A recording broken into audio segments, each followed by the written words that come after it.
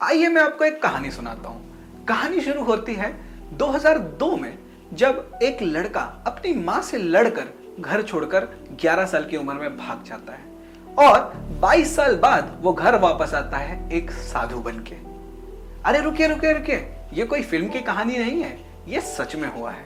फरवरी 2022 में 11 साल की उम्र में अरुण सिंह, जिसको घर में प्यार से पिंकू बुलाया जाता था, वो अपनी माँ से झगड़ा करके घर छोड़ के भाग गए। झगड़ा इस बात पे हुआ कि उनकी माँ उनको डांट रही थी ज्यादा खेलने की वजह से। 10-12 साल तक उनके पिता रतिपाल सिंह ने उनको काफी ढूंढा, पुलिस में भी शिकायत की, पर उनका बेटा उनको नहीं मिला और वो फाइनली हार मान गए। ये जी सन 2002 में शुक्रवार के दिन, फरवरी का महीना था, शाम कुछ 6:30 बजे गायब हुआ था शहादतपुर दिल्ली से। और खजूरी थाने में मैंने इसकी रिपोर्ट दर्ज कराई थी। और फिर मैं 10-12 साल तक ढूंढता रहा इधर उधर, काम धंधा छोड़ के, लेकिन मिला नहीं। 22 साल बाद उनको अपने गांव खरोली, जो कि अमेठी जिले में आता है, वहां से खबर आती है। फिर उसके बाद में शांत हो गया। वो अब फिर उसके बाद अभी 10 दिन पहले मुझे सूचना मिली फ़ोन पे कि कोई एक महात्मा आए हुए हैं, वो आपके बालक जैसे लग रहे हैं। तो हम गांव आए, तो यहाँ सर फिर हमने देखा होगा तो बच्चा मेरा ही था। लेकिन फिर 10 दिन रहने के बाद वो शिक्षा लेने के बाद में वापस चला गया। ये देखकर घर वालों के खुशी का ठिकाना नहीं था। वीडियो सोशल मीडिया पे काफी वायरल हुआ, जहां पर देखा जा रहा था कि लड़का भजन गा रहा है और साथ में बगल में उनकी माँ बैठी हैं, जो फूट फूट कर रो रही हैं, फाइनली अपने बेटे से मिलने की खुशी में।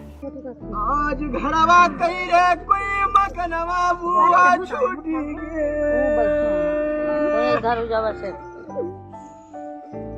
आज सकला लई रे कोई सुरतिया बदल गे बुआ।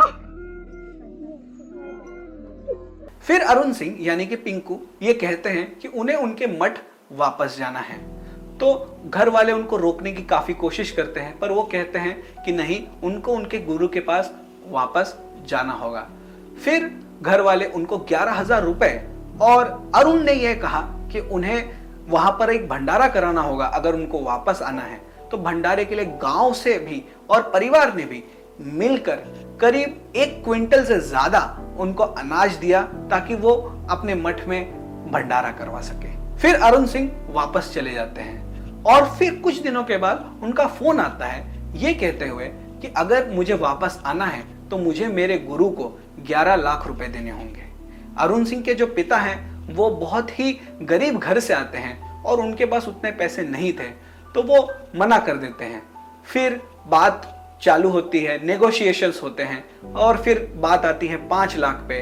फिर आखिर में 3,60,000 रुपए में अरुण सिंह के पिता मान जाते हैं। उसका खर्चा शुरू में 360 रुपए पर साधु बताया गया था मुझे। तो सर 3,000 साधु का जब हमने गुड़ा किया तो हमारे बस से बाहर हो गया। तो हमने कहा बेटा ऐसा करो, अपने गुरु महाराज से ऐसा कुछ करो कि मैं नहीं इतना कर पाऊंगा, मेरे बस का नहीं है बेटा, मैं अपना खेत भी बेच दूंगा तो भी नहीं छुड़ा पाऊंगा। फिर सर करते कराते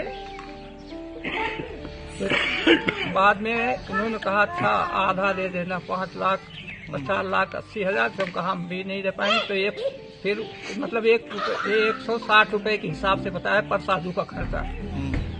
फिर मैं वो भी नहीं हुआ जुगाड़, तो फिर 360 पे 3,60,000 रुपए उनको हमें देना है सर। तो अब ये इंतजाम मैं किया हूँ, कल दूंगा सर, मजबूरी है। प्रशासन से क्या चाहते हैं, आपने मुख्यमंत्री से क्या कहना है? अब 3,60,000 रुपए जमा करने के लिए अरुण सिंह के पिता यानी रतिपाल सिंह अपनी एक जमीन भी बेचने के लिए तैयार हो जाते हैं। वो पैसा इकट्ठे करते हैं ताकि वो अपने बेटे को घर वापस ले आ पाए। अरुण सिंह के पिता का ये प्लान था कि वो अपने बेटे के मठ में जाएंगे, उस आश्रम में जाएंगे और उनके गुरु के हाथ में वो पैसे देंगे और अपने बेटे को वहां से वापस ले आएंगे। पर अरुण सिंह से जब ये फोन पर पूछे जाने लगा कि कब आना है, कैसे आना है, तो वो टाल मटोल करने लगे और कहने लगा कि नहीं, आप ऑनलाइन भेज दीजिए, बैंक में डाल दीजिए।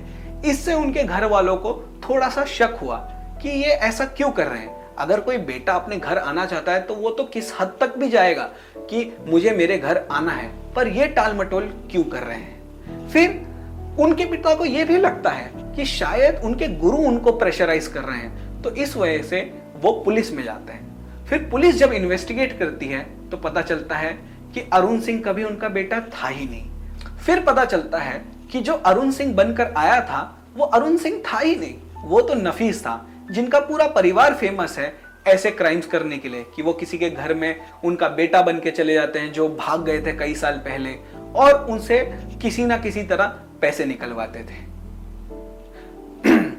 अब आप कहेंगे कि ये अरुण सिंह के घर वालों को क्यों नहीं पता चला, तो इसमें उनकी काफी हद तक प्लानिंग इन्वॉल्व थी, और मानना पड़ेगा जबरदस्त प्लानिंग की गई थी कि जो नफीस है वो उस गांव में गया, हर चीज पता लगाई उस परिवार के बारे में, उस लड़के के बारे में, कहाँ रहते थे, गली नंबर क्या था, एड्रेस क्या था, बचपन के चोट के बारे में पता लगाया, जन्मदिन के बारे में पता लगाया। और फिर जब आपके सामने आपको कोई 22 साल बाद मिलता है तो शायद आप उतना चेहरा ढंग से याद नहीं रख पाते हैं, कि आपको एक हल्की सी मेमोरी होती है उस चीज की। तो घर वालों को भी लगा कि हाँ ये वही है, क्योंकि जो सारे तथ्य हैं, जो सारी बातें हैं बचपन की या घर की, वो ये बराबर से बता रहा है। तो घर वालों को ये सब सुनकर विश्वास हो गया और ये उसकी जाल में फंस गए। पर आखिरकार घर वालों ने सूझबूझ से काम लिया और पुलिस की मदद ली, जिससे ये स्कैम का खुलासा हुआ। आप इस स्कैम के बारे में क्या सोचते हैं? है ना कोई फिल्म की कहानी की तरह? और ये स्कैम के बारे में आपकी क्या प्रतिक्रिया है, ये कमेंट सेक्शन में बताना मत भूलिएगा।